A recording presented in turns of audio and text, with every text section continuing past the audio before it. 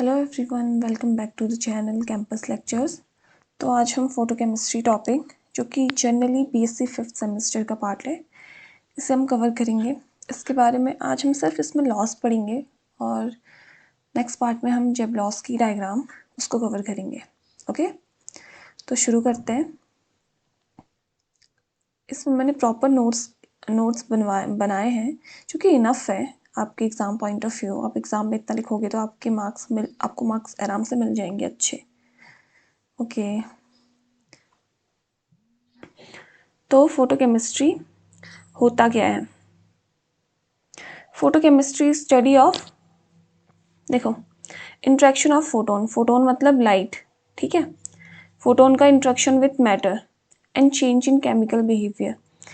ये कोई भी मैटर है, यहाँ से हमने एक इंसिडेंट लाइट फोटोन पास किया और उसके बाद कुछ बिहेवियर में चेंज आया, उसके केमिकल बिहेवियर में चेंज आया इस मैटर के, उसको क्या बोलेंगे? Photochemistry. The interaction of photon का interaction with matter and change in the chemical behaviour of matter, okay, is called photochemistry. तो फोटोन क्या होता है? Smallest amount of light carrying energy, photon, जिसको हम आई से रिप्रेजेंट करते हैं, एच न्यू से रिप्रेजेंट करते हैं। These all are the symbols of photons. जो एक smallest amount light carrying energy होता है, जिसके पास सफिशिएंट एनर्जी होती है मॉलिक्यूल को या फिर एटम को, जो उसके ग्राउंड स्टेट, ये मान लो ग्राउंड स्टेट है किसी भी एटम का, और ये ऊपर एक्साइटेड स्टेट्स होती हैं। तो पहले जो एटम है वो ग्राउंड स्टेट में होता है।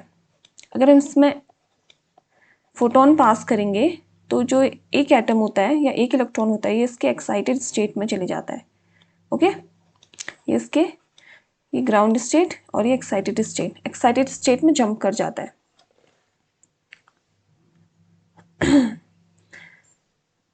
एक्साइटेड स्टेट में जंप कर जाएगा, उसको हम फोटोकेमिस्ट्री में पढ़ते हैं। ये जनरली हम जब लॉस की डायग्राम या नीचे बहुत सारे लॉज हैं उसमें पढ़ेंगे।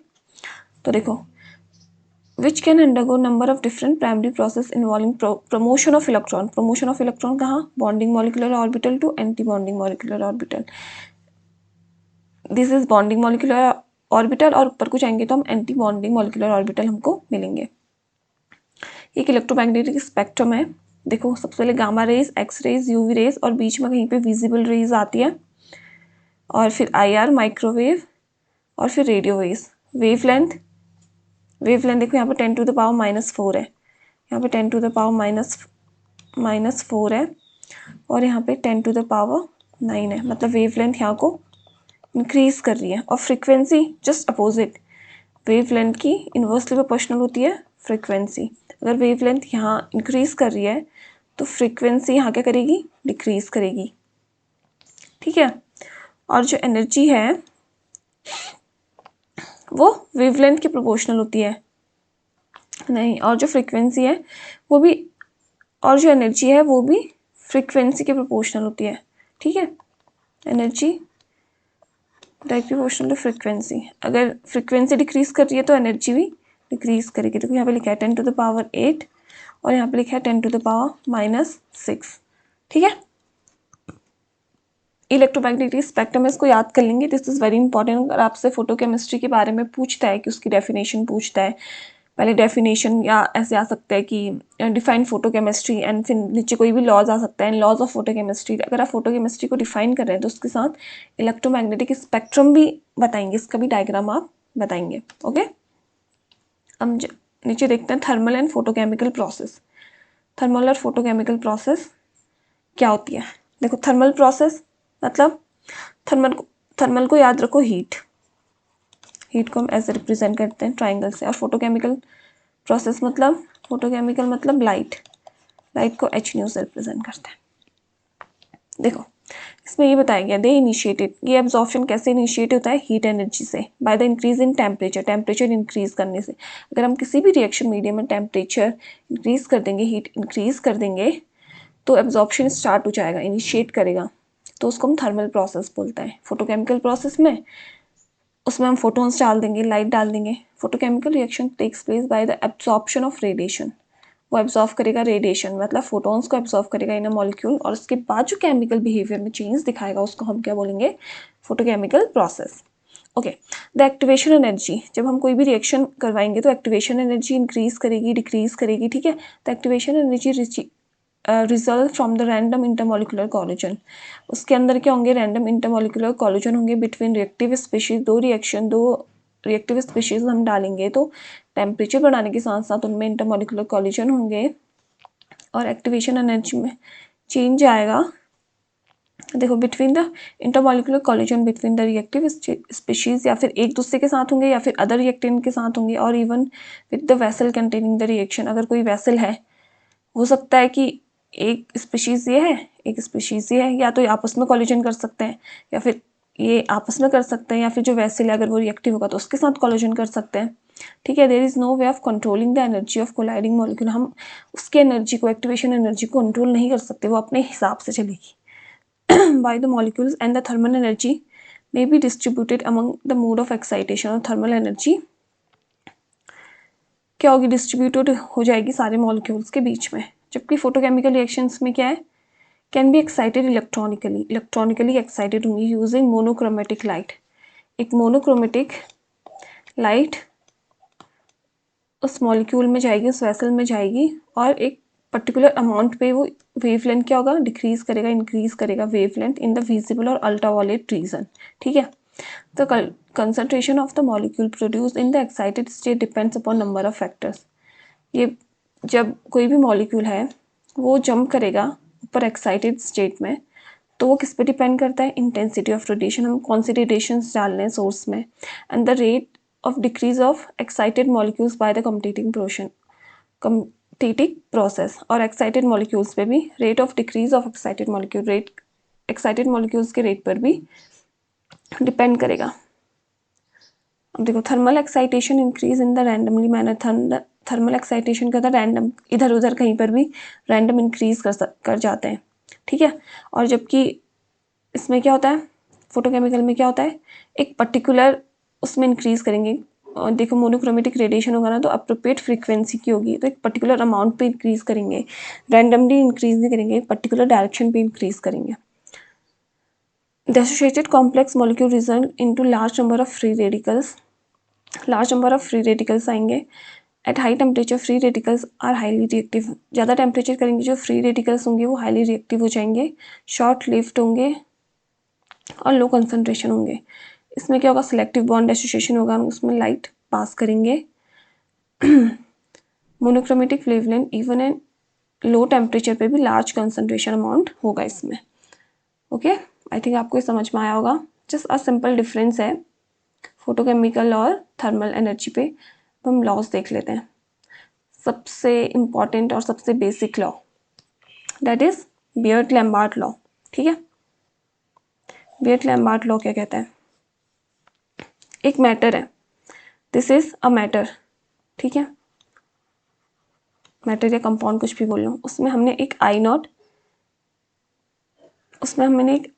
इंटेंसिटी की वेवलेंथ पास की है, आई नॉट इंटेंसिटी पास की है, कोई भी हमने लाइट पास की है, तो कुछ मैटर, कुछ अमाउंट ऑफ फोटोन या फिर कुछ अमाउंट ऑफ इंटेंसिटी ये मैटर एब्जॉर्व कर लेगा, और उसके बाद इसमें केमिकल बिहेवियर में चेंज आएगा, और कुछ अमाउंट ऑफ इसने एब्जॉर्व कर लिया तो बचा, कुछ अमाउंट तो एब्जॉर्व कर लिया ना, तो बचा हुआ अमाउंट को हम आई नॉट बोलेंगे।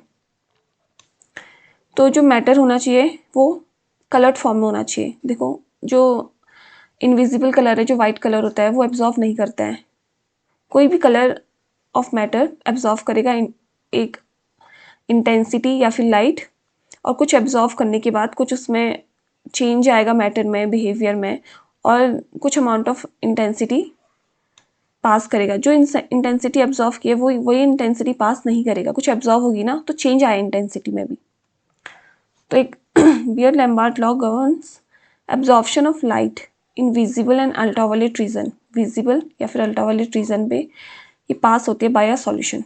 सॉल्यूशन मतलब कुछ कलर फॉर्म में होगा। The intensity of incident radiation plays vital role in identification of photochemical, change होगा मैटर में भी और इंटेंसिटी में भी। अब देखो लैम्बार्ट लॉ क्या बोलता है, लैम्बार्ट लॉ बोलता है डिक्रीज इन इंटेंसिटी, देखो मैटर है, कुछ amount of intensity I not है, इनिशियल इंटेंसिटी उसने एब्जॉर्व की, और जो बची हुई इंटेंसिटी है वो रिलीज की, मतलब डिक्रीज हो गया है। आई नॉट में क्या हो गया, डिक्रीज हो गया है। तो डिक्रीज को हम नेगेटिव साइन से शो करेंगे यहाँ पे, डिक्रीज इन द इंटेंसिटी, कुछ एब्जॉर्व करेगा तो डिक्रीज करेगा ना इंटेंसिटी में, तो यही बोलता है लैम्बार्ट लॉ। लैम्बार्ट लॉ बोलता है कि decrease in the intensity of monochromatic radiation of a suitable frequency, frequency एक सुटेबल फ्रीक्वेंसी, कंसंट्रेशन फ्रीक्वेंसी और मैटर का एक स्पेसिफिक कंसंट्रेशन होगा, absorbing the medium in proportional to the intensity of incident light. तो it's simply di upon dx is the thickness, इस directly proportionally किसके होगा, intensity के, और प्रोपोर्शनल को हम k से रिप्रेजेंट करेंगे, k से हटा देंगे प्रोपोर्शनल, तो ये हो जाएगा k x, proportional is k, okay. k is the absorption coefficient and negative sign introduce, क्यों होता है नेगेटिव साइन, क्योंकि रिडक्शन होता है इंटेंसिटी पे। अब बियर्ड लॉ क्या बोलता है, बियर्ड लॉ बोलता है कि इंटेंसिटी डिक्रीज हो रही है इस मैटर की, नहीं इस वेवलेंथ जो इंटेंसिटी है जो वो तो डिक्रीज हो रही है, ये तो नेगेटिव है, ठीक है, बट एक particular amount of concentration, matter का कुछ कंसंट्रेशन भी होगा, तो इस कंसंट्रेशन में सपोज कि 1% एनर्जी इससे पास करेंगे तो 1% एनर्जी डिक्रीज की, अब इससे पास करेंगे तो 2% एनर्जी डिक्रीज, कैसा हो सकता है फिर 10%, 20%। तो ये क्या बोल रहा है कि वो कंसंट्रेशन पे भी डिपेंड कर रही है मैटर के, कि उसमें कितना कंसंट्रेशन है। तो ये हो जाएगा minus D I, decrease in intensity at concentration, thickness किसके प्रोपोर्शनल हो जाएगा, इंटेंसिटी के भी और कंसंट्रेशन के भी, तो ये हो जाएगा D I minus D I upon D T upon minus D I upon D X is equal to, proportional को कॉन्स्टेंट से हटाएंगे और आई सी, ठीक है। Beer's law, decrease in the intensity of monochromatic light with thickness of the solution is not only proportional, ये बोल रहा है कि not only proportional to the intensity of light but also the concentrations पे भी depend करेगी।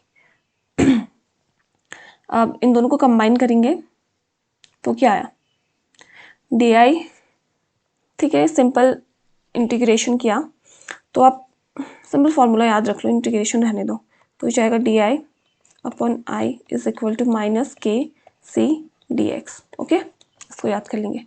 बाकी limits क्या है, बियर लैम्बार्ट लॉ क्या क्या, अगर ऐसा होगा तो ही फॉलो होगा, नहीं तो नहीं होगा, ठीक है। तो केमिकल डेविएशन कहाँ ऑब्जर्व होगा, after interaction with radiation of molecule, और observe because after interaction with radiation molecule undergo association, dissociation और रिएक्शन ऑफ सॉल्वेंट, जब वो एसोसिएशन जाएंगे, डिसोसिएशन जाएंगे, रिएक्शन जाएंगे, तभी उसके बाद बियर लैम्बार्ट लॉ ऑब्जर्व कर सकते हैं, हम उसको देख सकते हैं, उसको कैलकुलेट कर सकते हैं। High concentration of solution limits the law because particular are too close, बहुत ज़्यादा हाई कंसंट्रेशन होगा तो फिर बियर लैम्बार्ट लॉ फॉलो नहीं हो पाएगा, एक पर्टिकुलर अमाउंट ऑफ कंसंट्रेशन इसमें यूज होगी, ठीक है। Average distance between ions and molecules are dismissed at that point, okay. Chemical interaction monomer, dimer equilibrium, metal complex, acid base equilibrium, solvent analyse also contribute to deviation, ये सारे equilibria भी contribute करेंगे इस deviation में। The extent of such departure may be predicted from molar absorptivity and equilibrium constant, इन पे भी depend करेंगे। Beer लैम्बार्ट law is not obeyed if instrumental deviation light move stray light और ऑब्जॉर्ब, इन पे ये नहीं ऑबे करते हैं, ठीक है। अब हम नेक्स्ट पढ़ेंगे, नेक्स्ट क्या है, Grotthuss Draper law. This law was proposed by Grotthuss Draper law किसने दिया था, ग्रोथर्स ने दिया था और डैपर ने दिया था, फिर दोनों के नेम को ज्वाइन कर दिया तो बन गया ग्रोथर-डैपर लॉ, 19th सेंचुरी में दिया था। इन्होंने क्या बोला था, they found the light must be absorbed by a compound in order for a photochemical reactions take place, तो लाइट एब्जॉर्ब होगी कंपाउंड से, वो फोटोकेमिकल रिएक्शंस दिखाएगी, ठीक है। According to Grotthuss Draper's law the light which is absorb by a molecule can be effective in producing photochemical changes in a molecule, वही जो ऊपर पढ़ा था, एक मॉलिक्यूल में फोटोकेमिकल लाइट पास की तो एक फोटोकेमिकल चेंज दिखाएगा मॉलिक्यूल, ठीक है। तो फोटोकेमिकल चेंज जो मॉलिक्यूल्स दिखाएगा, एक ग्रोथर्स ने बताया था। जिसको हम क्या बोलते हैं, प्रिंसिपल ऑफ एक्टिवेशन भी बोलते हैं। जैसे डाइज हो गई या फॉस्फोरस हो गया, वो एब्जॉर्व करता है लाइट को ऑप्टिकल फ्रिक्वेंसीज पे, ठीक है। ये फ्लोरिसेंस या फिर फोस्फोरेसेंस की बेसिस पे होता है, जो कि हम आगे जेबलॉस्की डायग्राम पे पढ़ेंगे कि फ्लोरिसेंस क्या होता है, फॉस्फोरेसेंस क्या होता है, ठीक है। तो ग्रोथस-ज़ैपर्स लॉ ने ये सब बताया था। अब नेक्स्ट है स्टार्क आइंस्टाइन्स लॉ, जिसको हम सेकंड लॉ ऑफ फोटोकेमिस्ट्री बोलते हैं। पहला लॉ किसको बोलते हैं, बीयर्स लॉ को बोलते हैं। Okay, this law is also known as photo equivalence law. इसको हम फोटो इक्विवेलेंस लॉ भी बोलते हैं, जो कि जॉन स्टार्क्स ने दिया था 1874 एंड 1957। देख रहे हो कितने पहले पहले दिया है, या फिर और एल्बर्ट आइंस्टाइन, इन दोनों को मिला के बोलते हैं स्टार्क आइंस्टाइन लॉ। इसने दिया था, उन्होंने क्या बताया था हमको, फोटॉन्स के बेसिस पे बताया था, मॉलिक्यूल्स के बेसिस पे या फिर मोल के बेसिस पे बताया था कि क्या होता है। देखो, it states that for each photon, कोई भी ईच फोटोन है जो कि लाइट एब्जॉर्व कर रहा है by a chemical system, only one molecule is activated for a photochemical reaction. एक टाइम पे सिर्फ एक ही मॉलिक्यूल एक्टिवेट होगा। The energy absorb by one molecule of reacting molecule is given by, देखो आइंस्टाइन ने क्या बताया था, सिर्फ एक ही फोटोन एक्टिव होगा, that is E is equal to NaH nu, that is the one mole या one molecule at a particular amount of energy, eight a particular amount of energy, photon, कुछ भी बोलो। ये एनर्जी का formula दिया था Einstein ने। देखो, the simplest photochemical process is seen in the absorption of subsequent emission of a photon by a gas such as sodium। देखो, सोडियम में हमने क्या डाला, फोटोन डाली। ये वाला डायग्राम देखो, सोडियम में हमने क्या डाला, फोटोन डाला। ग्राउंड स्टेट में प्रेजेंट है, ये डायग्राम है, ग्राउंड स्टेट है, ठीक है। ऊपर एक्साइटेड स्टेट, ग्राउंड स्टेट में सोडियम प्रेजेंट है एटम, उसमें हमने कुछ पर्टिकुलर अमाउंट ऑफ इतना नैनोमीटर ऑफ एनर्जी फोटोन डाला, तो सोडियम का जो एटम है वो एक्साइटेड स्टेट में जंप कर गया, ठीक है। Na स्टार से हमने शो किया है। अब हमने पर्टिकुलर अमाउंट ऑफ एनर्जी फिर से निकाल ली, फोटोन हमने निकाल दिया सोडियम एटम से, तो वो अगेन ग्राउंड स्टेट में जाके बैठ गया। ये सिंपली बताया कि हम उसमें फोटोन डालते हैं तो एक्साइटेड स्टेट में उसका जो एटम है, उसका जो इलेक्ट्रॉन है वो जंप कर जाता है। अगर हम वही पर्टिकुलर अमाउंट ऑफ फोटोन या फिर एनर्जी उसमें से निकाल दें, उस मॉलिक्यूल से, उस कंपाउंड से निकाल दें, तो फिर वो अगेन अपने ओरिजिनल स्टेट में चले जाता है। ओके, तो ये थे लॉज ऑफ फोटोकेमिस्ट्री। अब हम जेबलॉस्की डायग्राम नेक्स्ट वीडियो में कवर करेंगे। अगर आपको ये वीडियो पसंद आई हो तो प्लीज़ चैनल को लाइक करो, सब्सक्राइब करो। आगे भी आपको बहुत सारे टॉपिक्स मैं पूरे कवर करवाऊँगी। Thank you.